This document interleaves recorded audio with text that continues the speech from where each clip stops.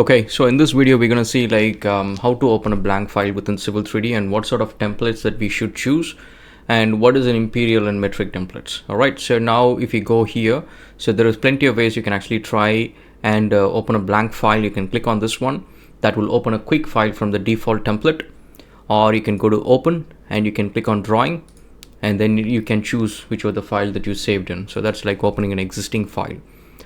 And so the same way you can do the same thing here and you can do the same thing here. So when you try to open a new file, when I click on this one, yes, you can see it automatically opens a file, and this is based on the default templates.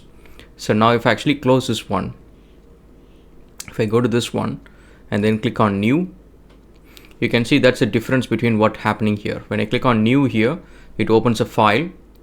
When I go to this one and then click on new, it opens the dialog box. So now within the dialog box, you can see it takes you directly to the default templates folder.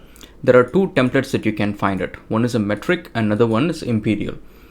So the other thing that you can also do is you can install country kit based templates.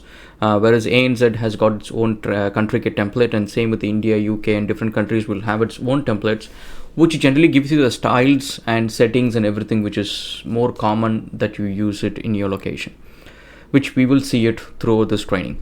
Okay, and so you can choose a metric or an imperial template. Click on open, and once you open it, you see it automatically opens as a DWG file. It is not opening as a DWT file. So now when I go back again and then click on save as, so you can choose what a DWG version that you want to save it into. So you can choose 2018 or 2013 or anything else. And so this is basically DWG format. And now if you see, there is also a DWT format. So that means if you want to create your own template, you can actually save this as a DWT file. All right, so now if you want to save this file, so I'm just going to create a folder, which we call it as Civil 3D.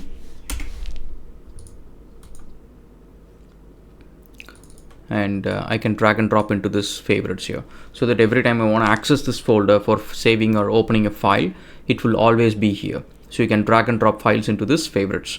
So I go here and then I can choose, let's say, first metric file.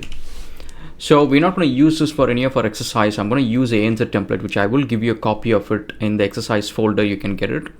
So I'm just going to click on save. So now this file is saved. So if you start working on this one, this will be inside this particular file. And the other thing is, like, if you want to save your file or save as, you can always click on this one to save it, or you can click on save up here, or control yes. You can hold the control key and then press F. I would really suggest you guys practice control yes, because moment you go beyond AutoCAD and then you work on more complex things, irrespective of which application, either 3ds Max, Civil 3D, Revit, Inventor, anything like that, it's best that you learn to quickly save those files as you progress, or else you might lose some of the work. All right, so once this is done, if you take a look at this file which we created from the template, let's see what we have here. So let's go to layers and see a whole bunch of layers here, and all the C-A- layers, all of those ones are actually our Civil 3D's standard layers. So one thing people, coming from an AutoCAD background, they might actually get a bit overwhelmed by looking at these ones.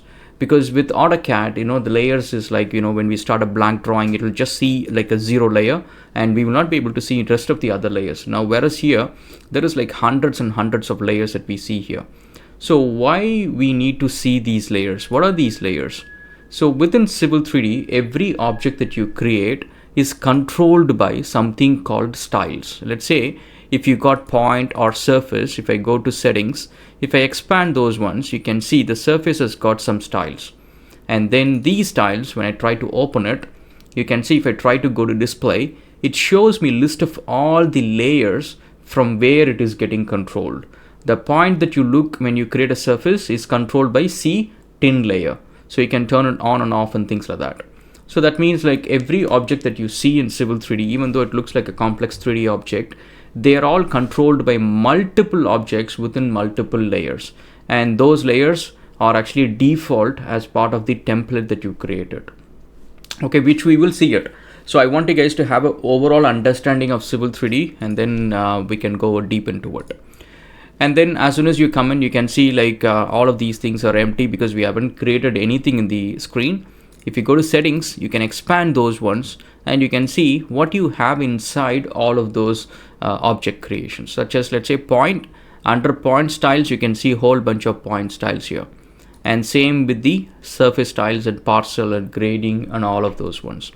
So that is what within this particular file. Now going forward, what we do is like we'll take a look at some of those other settings within Civil 3D, and then we'll slowly start creating some objects. All right, we'll see again in the next lesson. Thanks.